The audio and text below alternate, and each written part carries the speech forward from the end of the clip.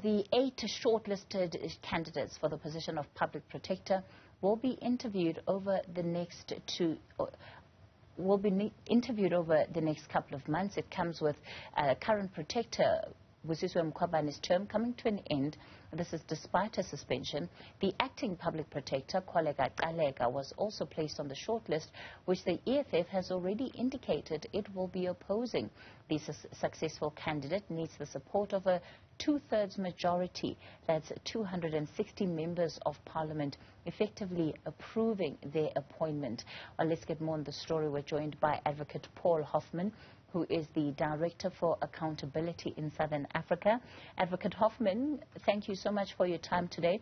So I won't dwell much on the last time that as a country, we underwent the process of selecting a public protector, because I think, you know, it's well recorded, sort of your views on what you believe the pitfalls were, including in the appointment of Advocate Busiswe Mkhwebane.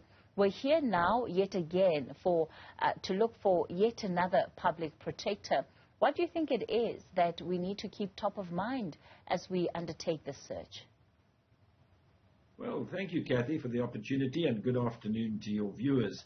I think that we need to be proud of the fact that we have Chapter 9 in our Constitution, and particularly proud of the fact that we have invented, for the purpose of bedding down constitutional democracy in South Africa, the office of the public protector, which is there to see to it by way of investigation and report and by way of binding remedial action that the affairs of state and of the public administration are conducted in a way that are constitutionally compliant. We had great success on this front when Thuli Badonsela was our public protector. She understood her constitutional mandate.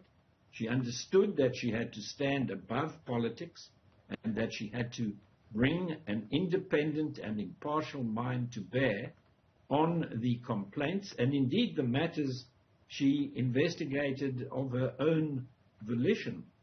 And that has been something that we have missed in the last 7 years, which will end in October when Busisiwe Mkhwebane's term of office ends.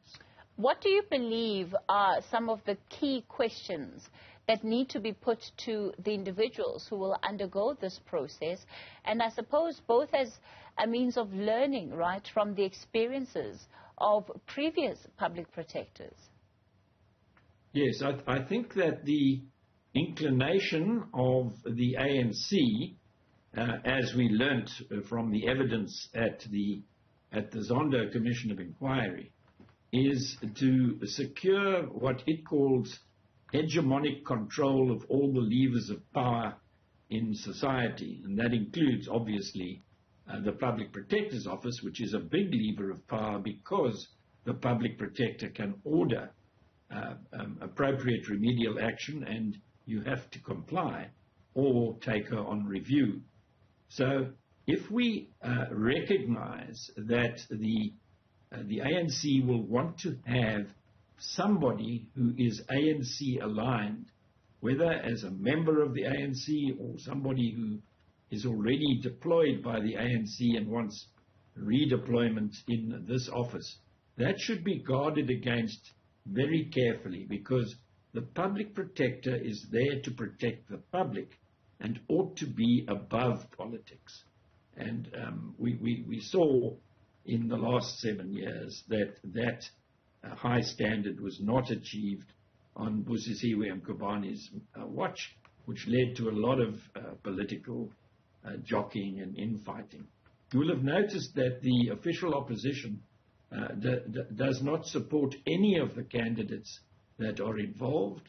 They are adopting a wait-and-see attitude and will seek to interrogate the allegiances and the qualities of the 8 shortlisted candidates with a view to seeing whether any of them are up to scratch or of the standard that is required if one looks at what is expected of the public protector, both as qualifications and as able to discharge the constitutional mandate given.